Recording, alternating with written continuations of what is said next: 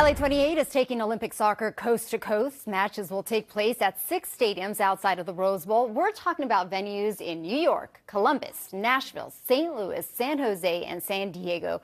The gold medal match for both the men's and women's tournaments will happen at the Rose Bowl in Pasadena. Meantime, LA28 organizers made a presentation before the IOC in Milan this morning.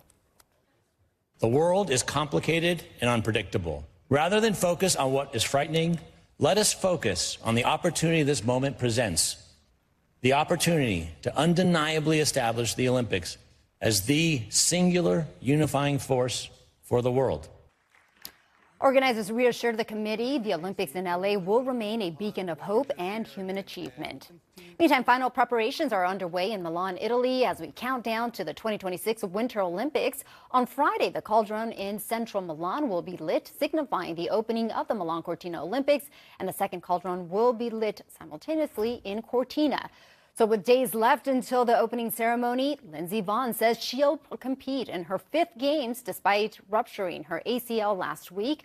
She's no stranger to injuries and comebacks, but says she's going for it. And this is only one of several headlines from Milan to Los Angeles. So, of course, we have our Lolita Lopez. She's here with a wrap-up of everything that's going on. But I've got to tell you, I mean, talk about the grit Lindsey Vonn has, but also literally as a mom, I'm not concerned. I mean, a torn ACL. And the crash that she had recently was a tough one, but she is all about comebacks. And I feel like sometimes I call her the robot, but no, she's human.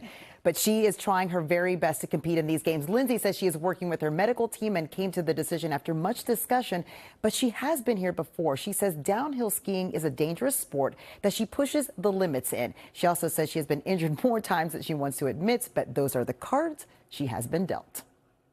5-time Olympian Lindsey Vonn was skiing in the downhill event at the Alpine Ski World Cup in Switzerland when she lost control coming out of a jump and fell.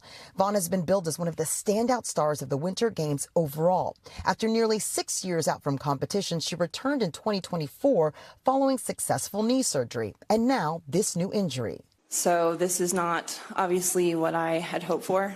I've been working really hard to come into these games in a much different position. I know what my chances were before the crash, and I know my chances aren't the same as it stands today, but I know there's still a chance. And as long as there's a chance, I will try. She also said today in this press conference that she went skiing, the knee is stable, and she feels strong. Meanwhile, Team USA women's hockey is among those taking to the ice to get in some practice ahead of competition. Figure skaters Amber Glenn, who identifies as bi and pansexual, is the first out woman to figure skate at an Olympics, according to Outsports, a website that has tracked LGBTQ plus athletes since 1999. The quad god Ilya Malinin, who has training ties to Orange County, also practiced today. Ilya is the favorite, getting his nickname because he is the only skater in the world to have performed a quadruple axel and complete 7 quad jumps in one program. I mean, I'm just super grateful to be here and all, and of course everyone on that team is so inspiring, so supportive. We're just like you, we're human. I have mental health issues still, and I have to also train, and I have to do all these crazy things while also trying to just live and be human and enjoy life, because you only get one life. Selected by their fellow peers, Team USA announced their flag bearers for the opening ceremony. Speed skater Erin Jackson took gold in Beijing 2022 and is the first black woman to win an individual Winter Olympic gold. This is her 3rd Olympics. Bobsledder Frank Del Duca was moved when he was told he will also carry the U.S. flag in the opening ceremony. His family is of Italian descent, and he is also back for his 2nd Winter Olympics. I was pleasantly surprised. But to feel that support and for people to maybe connect with my story or just feel like I was a good fit just really means a lot. And we are getting our first glimpse of the Milan Olympic Village, where athletes got to make their mark with this graffiti wall. And of course, there is this coffee station. You can't have an Italian Olympics without the cafe.